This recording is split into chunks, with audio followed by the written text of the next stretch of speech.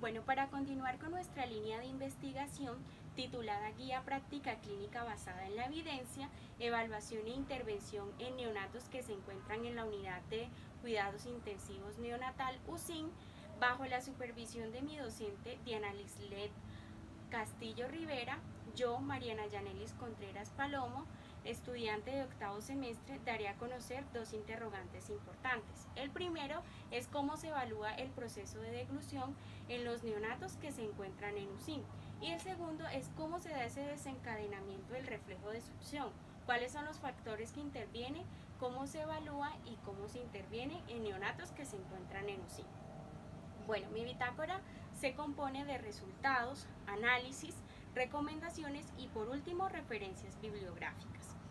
Los resultados obtenidos para dar respuesta a los interrogantes planteados los llevé a cabo bajo la revisión sistemática de la metodología Cochrane, pues en esta procedí a hacer un análisis de diferentes bases de datos donde encontré que la de mayor flujo de información fue la base de datos ScienceDirect, con un total de 15 artículos que ayudaron a dar respuesta a mi pregunta central. Sin embargo, se utilizaron otras bases de datos que también ayudaron, como fueron PubMed, Cielo, Oxford, Springer Lake, Asha y Taylor y Franci.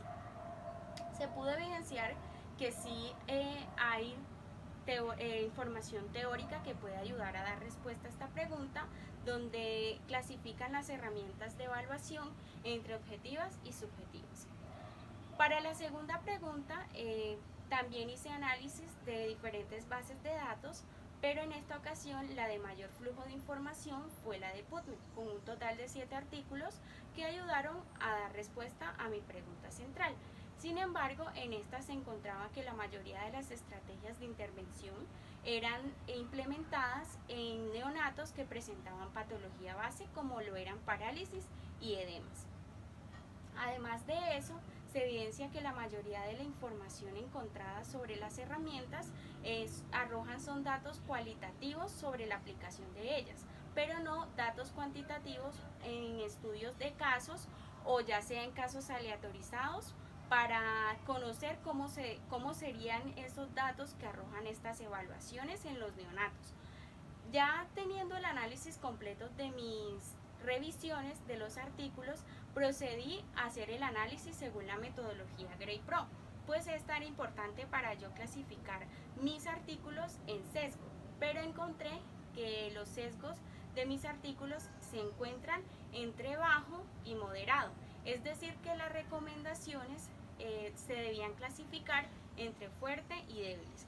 Bueno, ya teniendo claro los resultados, vamos a proceder a hablar sobre el análisis.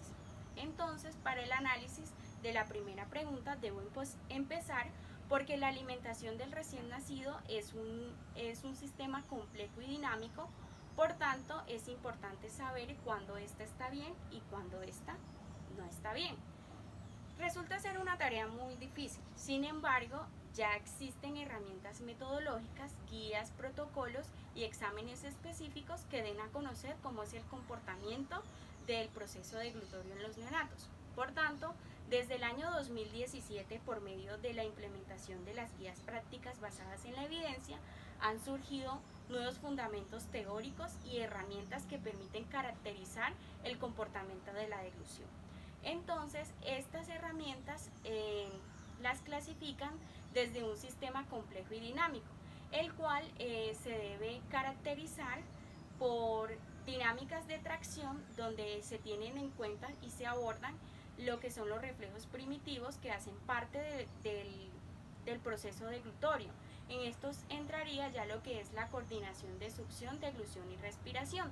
El segundo hace hincapié sobre la organización funcional en sinergias, pues en esta ya se establece la participación del sistema nervioso, donde incluye el funcionamiento de los músculos que intervienen en el proceso deglutorio.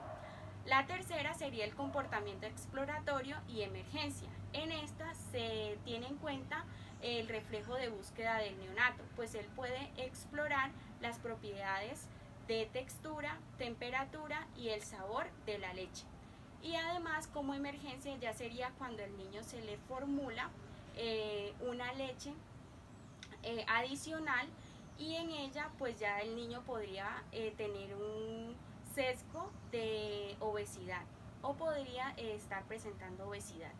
Y la membresía en consorcio hace referencia al fortalecimiento del sistema inmunológico del neonato debido a los microbiomas que se encuentran en su aparato gastrointestinal.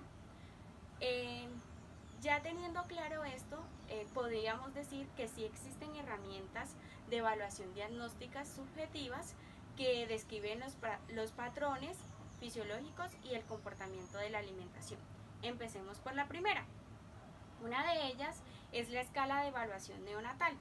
Esta considera la deglución desde un complejo dinámico, porque además de eso propone que la función motora oral es solo un pequeño componente del proceso de toma de decisiones más amplias de la deglución oral. ¿Por qué? Porque lo pueden ver, se puede caracterizar sus sinergias, la coordinación, la regulación del estado y la estabilidad fisiológica. La otra herramienta que se conoce es la evaluación de las habilidades de la alimentación temprana.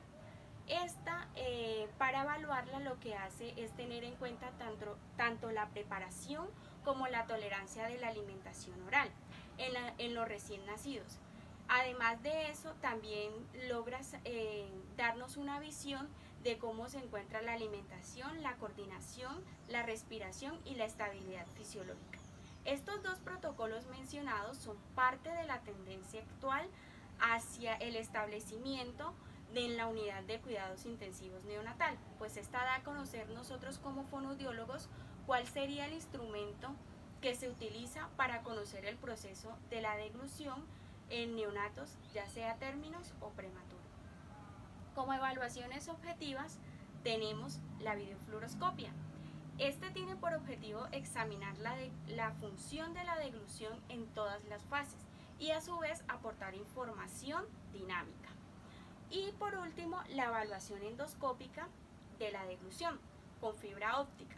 Este incluye la capacidad de evaluar la lactancia materna en posiciones o entornos mucho más naturales y por tanto es una de las más utilizadas porque no necesita que el bebé sea expuesto a radiaciones. Ya en el análisis de mi segunda pregunta, ¿cómo se desencadena el reflejo de succión? El reflejo de succión se desencadena al poner en la boca del lactante un dedo o el pezón de la madre, y la respuesta consiste en una actividad de succión alternadas con periodos de descanso. ¿Cuáles son esos factores que intervienen? La edad gestacional o semanas de gestación, la inmadurez de funciones fisiológicas específicas, reserva de energía, la madurez del sistema nervioso y del aparato gastrointestinal y su estado de alerta. Como herramientas de evaluación para el reflejo de succión se encuentra la escala ER Fading Sleep.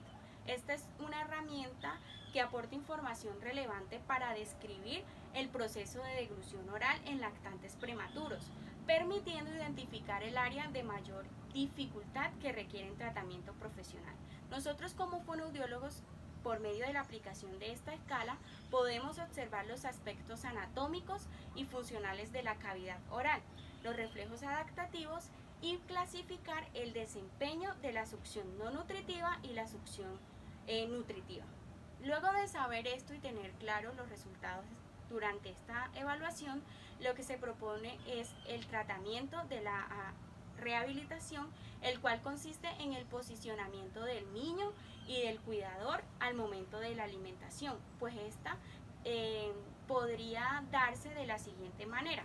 Primero, tener en cuenta la regulación de la sensibilidad y el tono muscular perioral e intraoral, la coordinación lingual, el cierre labial, la regulación del flujo de leche, el control de la velocidad de las salvas y la adaptación de tetinas tanto para biberón como para el seno materno. Ya dando solución a mis preguntas, pues daré a conocer las recomendaciones. La primera pregunta tiene recomendaciones muy fuertes porque Sí encontré herramientas específicas donde se clasificaban entre objetivas y subjetivas. Entonces, teniéndolas claras, se recomienda que durante el contexto hospitalario o clínico se tenga en cuenta o se evalúe el proceso de deglución en los neonatos con la evaluación de las habilidades de la alimentación temprana, pues esta permite tener una visión muy clara sobre cómo se encuentra el proceso deglutorio de los neonatos. Y además de esto se puede acompañar con una evaluación objetiva que es menos controversial que la videofluoroscopia. Esta es conocida como la evaluación endoscópica de la deglución con fibra óptica, ya que es de ser una de las más utilizadas, nos ayuda a nosotros como fonoaudiólogos también a tener en cuenta la calidad de vida del paciente, porque no debe exponerse tanto tiempo a radiaciones ionizantes. Las recomendaciones de la segunda pregunta, sí hay una débil, que es: encontré información teórica sobre las estrategias de intervención, pero la mayoría de estas estrategias eran aplicadas en pacientes con patología base, como era parálisis cerebral y edemas. Bueno, la verdad me pareció muy importante que todos estos artículos tenían en cuenta el rol del fonoaudiólogo en la unidad de cuidados intensivos neonatal, pues desde el 2017 se viene teniendo en cuenta este profesional, nosotros como fonoaudiólogos, ser idóneos en los equipos interdisciplinarios que establecen cómo se llevará a cabo la alimentación en los neonatos. Ya para terminar, mis referencias bibliográficas, como les expliqué en mis resultados, la mayoría de las bases de datos que dieron respuesta a mi pregunta fueron PubMed y ScienceDirect.